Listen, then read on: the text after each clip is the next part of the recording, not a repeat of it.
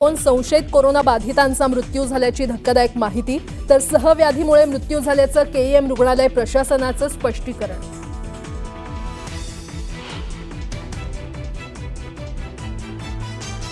आजपासून 5 दिवस राज्याच्या वेगवेगळ्या भागात मुसळधार पावसाची शक्यता।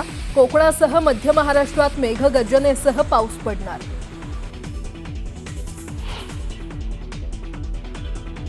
संतोष देशमुख हत्या प्रकरणी आज बीड जिल्हा विशेष न्यायालयात सुनावणी। वाल्मिक कराडच्या डिस्चार्ज ॲप्लिकेशनवर सुनावणीत काय निर्णय होणार याकडे लक्ष।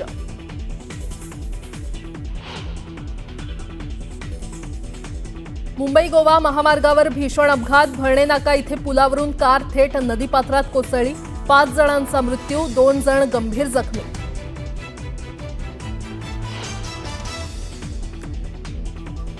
बारामतीतील छत्रपती सहकारी साखर कारखाना निवडणूक। बारामतीतील प्रांत कार्यालयात आज मतमोजणी।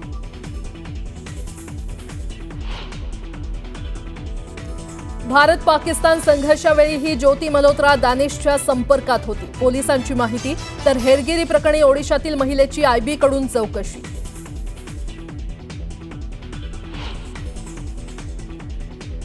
आणि पाकिस्तानच्या दौऱ्यानंतर ज्योती मल्होत्राचा चीन दौऱ्यात ज्योतीला व्हीव्हीआयपी ट्रीटमेंट। चीनी अधिकाऱ्यांची भेट घेतल्यानं सुरक्षा यंत्रणांच्या रडारवर।